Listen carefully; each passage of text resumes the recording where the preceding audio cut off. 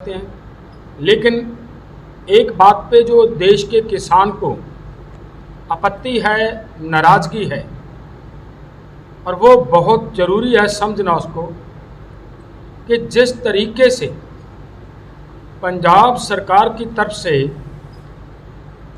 19 तारीख को किसानों को मीटिंग में बुलाकर और बाहर निकलते ही गिरफ्तार किया गया, और गिरफ्तार करने के बाद मोर्चों के ऊपर अटैक किया गया, मोर्चे खदेड़ने का काम किया गया, वहाँ से किसानों का सामान लूटा गया, ट्रैक्टर ट्रालियाँ चोरी की गई, सभी के सभी बिजली के जो सामान थे जैसे एसी वगैरह, कूलर वगैरह, हमारी वॉशिंग मशीन, फ्रिज, सब चोरी कर लिए गए।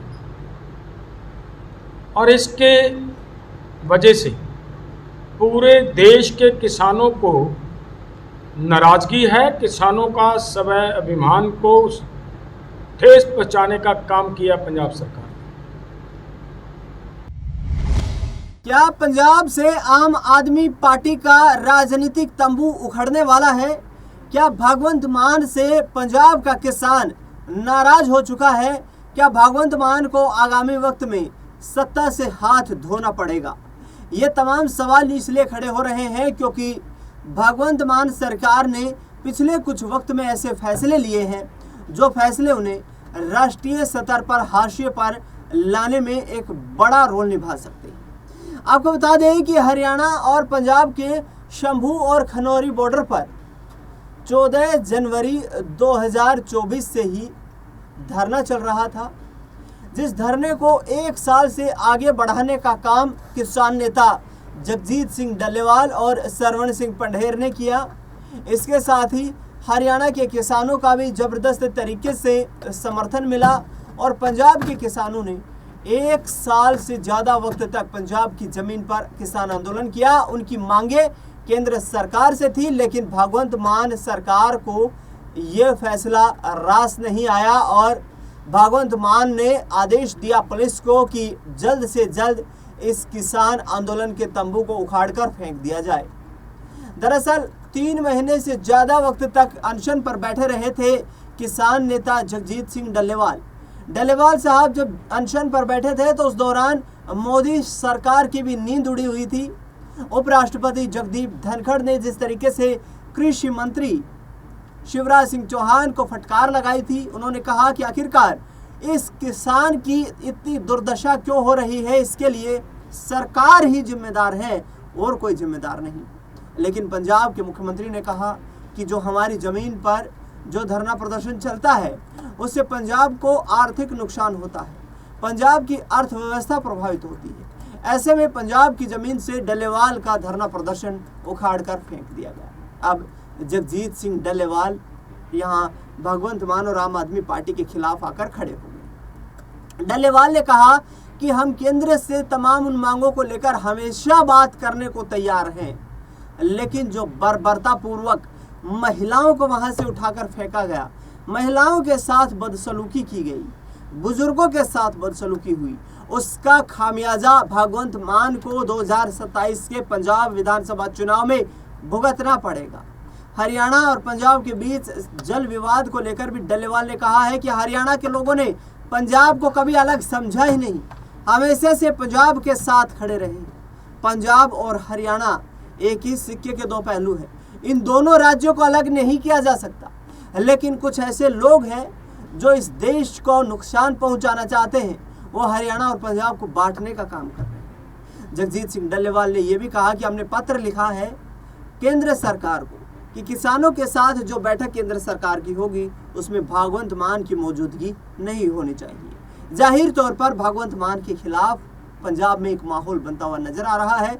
जगजीत सिंह डल्लेवाल कैसे विरोध कर रहे हैं उसका एक अंश सुनवाते हैं। एक पत्र जारी हुआ जो 26 को हमें मिला,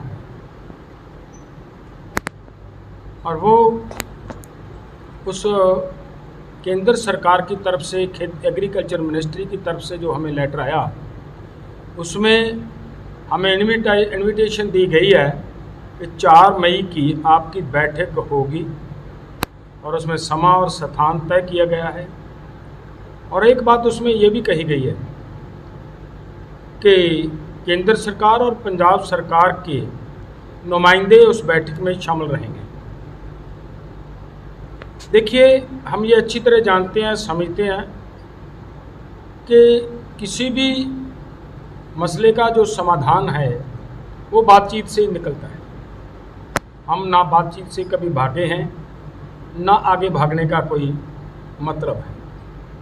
हम हर वक्त बातचीत के लिए तैयार रहते हैं, लेकिन एक बात पे जो देश के किसान को आपत्ति है, नाराज़गी है, और वो बहुत ज़रूरी है समझना उसको, कि जिस तरीके से पंजाब सरकार की तरफ से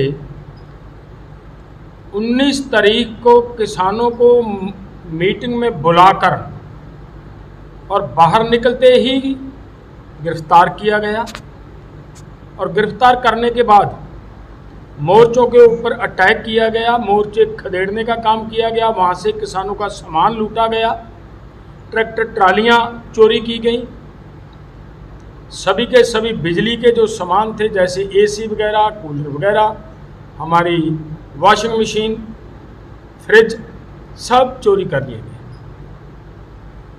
और इसके वजह से पूरे देश के किसानों को नाराज़गी है। किसानों का स्वाभिमान को ठेस पहुंचाने का काम किया पंजाब सरकार।